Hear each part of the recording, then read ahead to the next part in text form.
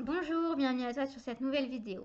Aujourd'hui, j'ai envie de te parler des kilos psychologiques. Alors, qu'est-ce que c'est que les kilos psychologiques?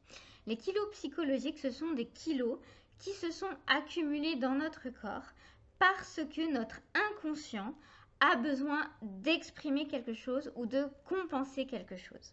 Et tant que la raison de la présence de ces kilos n'a pas été mise en lumière, ils sont très difficiles à perdre.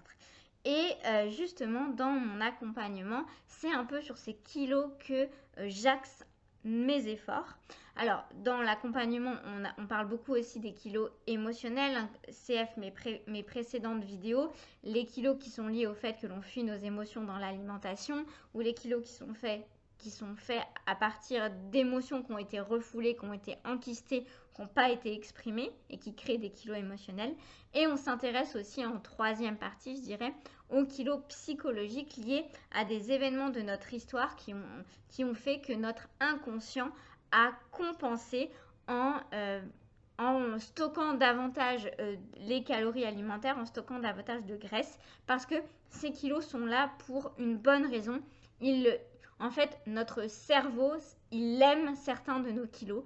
Et tant qu'on n'a pas identifié le pourquoi notre cerveau aime ces kilos et comment l'aider à ne plus les aimer, eh bien, ça devient très compliqué de perdre du poids. Et donc, du coup, dans cette vidéo, j'ai envie de t'expliquer les différentes raisons pour lesquelles ton cerveau peut-être aime tes kilos en trop et tu n'arrives pas à les perdre. Alors, la première raison et une des plus courantes, c'est que tes kilos sont là pour rassurer ton inconscient. Ton inconscient a été à un moment dans ton histoire insécurisé. Tu as vécu des situations où tu ne te sentais en insécurité physique ou en insécurité émotionnelle ou en insécurité affective. Euh, et dans ces moments-là, l'inconscient, eh bien, il a eu besoin de se rassurer.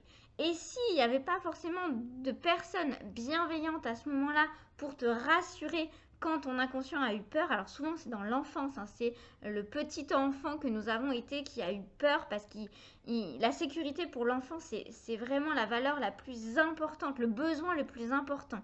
Si l'enfant s'est senti en insécurité physique, en insécurité émotionnelle, en insécurité affective, eh bien il va développer des peurs inconscientes et soit l'enfant, quand il a eu peur, eh bien, il y a eu cet adulte bienveillant qui allait le rassurer. Et dans ce cas-là, ça pose pas trop de soucis. Soit il s'est senti seul face à ses insécurités et l'inconscient peut avoir décidé que ses kilos en trop le protègent, le rassurent. Et ça a pu m'arriver d'accompagner des personnes qui m'ont dit, notamment une à laquelle je pense, que quand elle avait perdu du poids, 10 ou 15 kilos, je sais plus, en fait, elle se sentait fragile, elle se sentait vulnérable et elle a repris tout le poids après. Et donc là, ça veut bien dire que les kilos sont là pour rassurer une partie de nous, notre inconscient. Rassurer qu'ils sont là, et s'ils sont pas là, eh bien l'inconscient se sent vulnérable, se sent mis à nu et se sent en danger. Et tant que la cause de l'insécurité n'a pas été mise en lumière et tant que l'inconscient n'a pas été rassuré, eh bien ce sera très difficile de perdre ces kilos de protection. Ces kilos de protection se retrouvent aussi chez les personnes qui ont subi des abus émotionnels, des abus parfois physiques et des abus sexuels. L'abus met vraiment en insécurité. L'abus donne vraiment le sentiment à tout l'être qu'il y a un danger autour, que les gens sont dangereux, qu'il y a du danger, qu'on vit dans un monde dangereux, ce qui est le cas, mais pour les personnes qui ont été abusées, c'est d'autant plus présent. Et on retrouve assez souvent chez les personnes qui ont subi des abus une compensation par le surpoids. Et ça fait ma transition avec le deuxième type de kilos symboliques, c'est les kilos barrières. Les kilos qui sont là pour mettre à distance les gens. Et parfois, évidemment, les kilos sont à la fois de protection et barrière, ça va un peu ensemble. Mais ce mécanisme psychologique, c'est le fait d'avoir comme une armure de protection autour de nous pour faire barrière avec les gens. Et le côté paradoxal, c'est que parfois les personnes qui ont des kilos barrières disent qu'elles aimeraient bien tisser davantage de relations avec les gens, aller davantage dans l'intimité. Ou même parfois ce sont des personnes célibataires qui ont envie d'être en couple, qui ont envie de vivre l'intimité affective, physique, sexuelle et émotionnelle que l'on peut retrouver dans le couple. Et paradoxalement, elles ont du mal à tisser des liens. Et ce paradoxe, il est normal, il est courant quand il y a eu des blessures émotionnelles qui font qu'on se protège des gens. C'est à la fois je veux tisser un lien émotionnel fort avec quelqu'un, mais à la fois j'ai peur et mes kilos sont là un petit peu pour faire barrière. Et en plus, il y a tout cet inconscient qui n'est pas forcément juste, mais que si je suis en surpoids, je vais être moins attirante. Et du coup, ce côté moins attirant qu'on a l'impression quand on est en surpoids, eh bien, ça vient nourrir ce paradoxe de j'ai envie d'être en couple, j'ai envie de tisser des liens forts, mais je fais tout pour que ça n'arrive pas et je me rends pas attirante.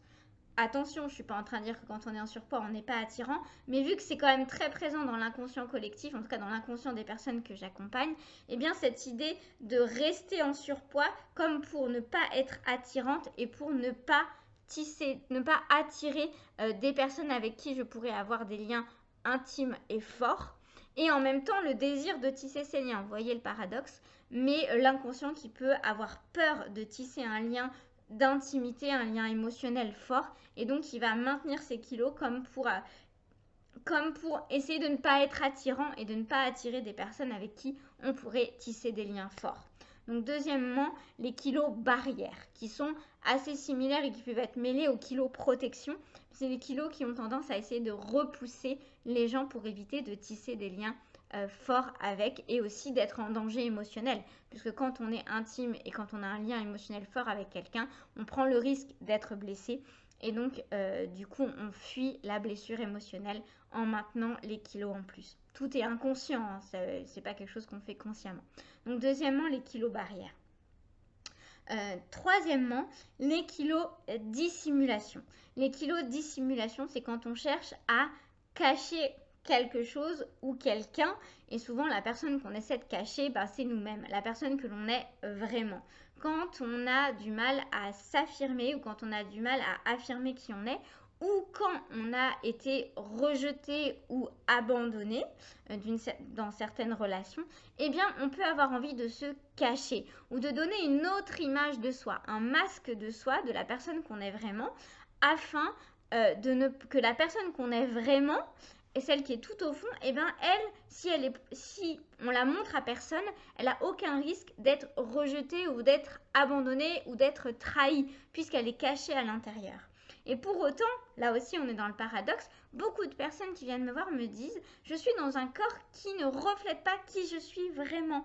En fait, mon corps n'est pas le reflet de qui je suis vraiment. Mais il peut y avoir ce mécanisme de « Ben oui, mais la personne que je suis vraiment, j'ai pas vraiment envie qu'on la voie parce que cette personne, je n'ai pas envie qu'elle soit rejetée, qu'elle soit trahie, qu'elle soit abandonnée parce qu'elle l'a déjà été par le passé et ça fait super mal.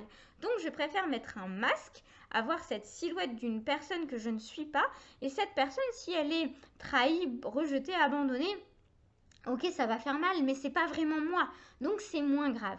Et donc il peut y avoir ce travail d'oser être vulnérable, d'oser finalement être qui on est vraiment, oser affirmer qui on est vraiment et prendre le risque que ce soit ce vrai nous qui soit parfois trahi, parfois abandonné, parfois rejeté. Mais bien évidemment, dans le travail, il va aussi y avoir ce travail de protection de qui on est vraiment, de mettre des limites pour éviter justement d'être trahi, d'être abandonné, d'être rejeté ou même d'être blessé. Dans les 3 premiers kilos dont je te parle, kilos psychologiques, dans le travail d'acceptation d'être vulnérable, l'acceptation de tisser des liens forts avec les autres et l'acceptation de montrer qui on est vraiment, il y a aussi le travail de poser des limites pour justement éviter que les situations qui ont conduit à du rejet, de l'abandon, de la blessure forte, de l'abus, ne se reproduisent. Et c'est quand l'inconscient va voir que maintenant on sait se protéger, maintenant on a mis les bonnes limites, qu'il va pouvoir aussi relâcher les kilos parce qu'il se sentira beaucoup moins en danger. Donc les premiers kilos qui se ressemblent beaucoup mais qui peuvent quand même avoir des causes différentes, c'est le kilo de protection, hein, face à un danger lié à une insécurité, le kilo barrière qui repousse les gens pour éviter de tisser des liens forts émotionnels qui peuvent être dangereux, et les kilos je me cache, je me dissimule pour éviter que l'on voit la personne que je suis vraiment et que cette personne que je suis vraiment soit blessée, rejetée, abandonnée. Donc dans les trois cas, le travail passera par identifier ces situations et rassurer l'inconscient sur le fait que maintenant, il est en mesure de se protéger autant que possible et de guérir de la blessure pour éviter d'avoir peur sans arrêt du rejet, de l'abandon, de la blessure. À la fois être en mesure de se protéger, à la fois avoir l'assurance que maintenant, ça ne nous détruira plus, puisqu'on a guéri de cette blessure, on a une identité qui est forte. Même si ces situations étaient amenées à arriver, ça ne nous détruira plus autant qu'avant. Il peut y avoir un quatrième type de kilo psychologique, c'est le kilo que l'on appelle le kilo loyauté, qui est lié à la loyauté par rapport à une personne. Et ça peut paraître un peu bizarre, mais il est possible que notre inconscient maintienne un poids et un surpoids parce qu'il a entendu que ça faisait plaisir à quelqu'un dans notre entourage. Par exemple, si notre mère nous a toujours dit que les personnes minces étaient des personnes pas bien dans leur peau, les personnes pas en bonne santé, ou bien si elle-même, elle a lutté avec le surpoids pendant des années et qu'elle n'a jamais réussi, eh bien, dans notre inconscient, le fait de perdre du poids, ça peut être un moyen de déplaire à cette personne. Et surtout si c'est une personne proche, et bien souvent c'est une personne proche, c'est la mère ou la grand-mère, parfois le père, mais plutôt la mère et la grand-mère. En fait, on a peur de déplaire à cette personne. Et surtout si on est adulte, mais on est encore un peu sous l'emprise de notre mère ou de notre grand-mère, ou si on a encore ce côté enfant et qu'on est encore la fille de notre maman et plus vraiment et pas encore une femme adulte libre une femme adulte et qu'on a encore ce côté fille de notre maman, eh bien on peut avoir envie de plaire à notre maman, que notre maman soit fière de nous. On garde ce côté enfant où on veut que nos parents soient fiers de nous, et pour qu'ils soient fiers de nous, on va avoir tendance à répondre encore à leurs attentes. Et si l'attente de notre maman, inconsciemment, elle a mis sur nous l'attente que nous soyons en surpoids, que nous ne réussissions pas, en gros, notre démarche de perte de poids pour éviter de lui renvoyer par écho que elle n'a pas réussi, eh bien, on peut ne pas se donner le droit d'être plus mince parce que ça va déplaire à notre maman, ça va ne pas répondre aux attentes de notre maman.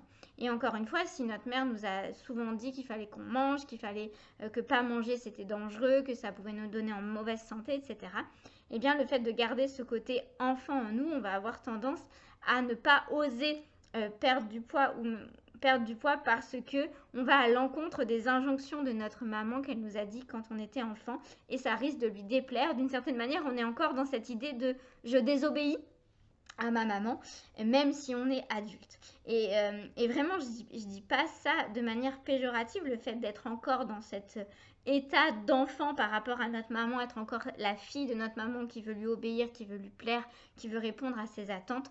Je dis pas ça de manière péjorative et je me mets avec.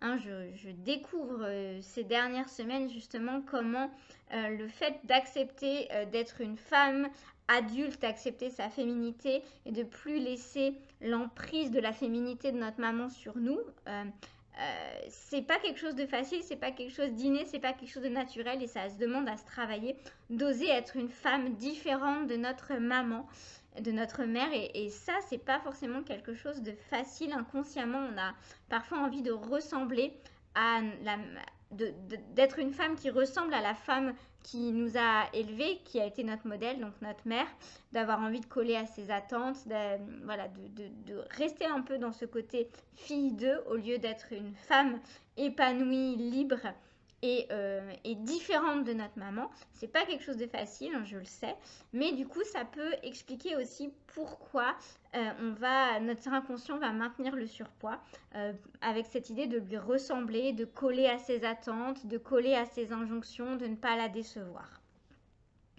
Alors ça peut être avec d'autres personnes, hein. J'ai choisi la mère parce que c'est souvent, mais ça peut être aussi avec une autre personne. Ça peut être un conjoint qui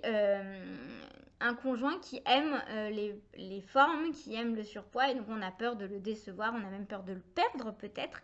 On a peur que la relation soit altérée si on perd du poids. Donc ça peut être aussi une autre personne, mais en tout cas il y a cette idée de loyauté. Je risque de perdre quelque chose dans une relation si je perds du poids, et pour l'inconscient il n'a pas envie, il a envie de rester loyal envers la personne en question, et donc ça va l'empêcher de perdre du poids. Kilos présence maintenant. Les kilos présence, ce sont des kilos qui se sont accumulés suite à la perte ou au deuil d'une personne ou d'une relation. Alors ça ne peut pas forcément dire que cette personne est morte, elle peut simplement s'être éloignée, ou bien la relation a changé et on a dû, ou on n'a peut-être justement pas fait le deuil de ce que l'on a perdu, ou de cette personne que l'on a perdue, de cette relation que l'on a perdue. Et ces kilos sont là comme pour substituer cette présence, ou pour être le signe de cette présence. Et ça, on le retrouve beaucoup chez des femmes qui ont vécu soit un avortement, soit une interruption de grossesse, soit une interruption médicale de grossesse ou une fausse couche. En tout cas, dans le cadre de la grossesse, un enfant qui n'est pas né, qui a été là mais qui n'est pas né. Et du coup, et souvent dans ces cas-là, il y a des kilos au niveau du ventre qui n'arrivent pas à partir. Et en fait, c'est que le deuil de cet enfant qui n'a pas pu naître n'a pas forcément été mené à son terme. Et du coup, je partage souvent cette expérience, mais justement, j'avais une femme que j'ai accompagnée au début de mon activité qui me disait qu'elle avait ces kilos autour du ventre, qu'elle n'arrivait pas à perdre. Et on a pu creuser, et en fait, elle avait bien vécu, je ne sais plus si c'était un avortement ou une fausse couche, de cet enfant qui n'avait pas pu naître. Et elle m'a dit que quand elle était revenue, enfin, elle avait continué son deuil, elle était revenue sur cette situation, elle avait laissé cet enfant partir, elle avait senti son ventre se remodeler. Donc ça peut être un enfant, ça peut aussi être une personne qui a beaucoup compté et on a accumulé du poids juste après le départ. Et pour perdre ces kilos présents, eh bien, il va falloir aller au bout du deuil et laisser partir cette personne de notre vie. Et ça peut être douloureux, mais ça peut être un signe une cause de kilos psychologiques, le deuil qui n'a pas été au bout. Voilà pour les kilos présence. Donc pour résumer, les kilos psychologiques, les principaux, il peut encore y en avoir d'autres, mais les principaux, les kilos protection, les kilos barrière, les kilos loyauté, les kilos dissimulation et les kilos présence. Voilà, j'espère que cette vidéo t'a parlé. Si tu as besoin que je t'aide à y voir plus clair sur tes kilos psychologiques, que je t'aide à avancer dessus, n'hésite pas à prendre une heure de coaching personnalisé avec moi, ce sera avec grand plaisir. Tu peux aussi me suivre sur les réseaux sociaux, sur Instagram et sur Facebook, tu trouveras tous les liens en bas.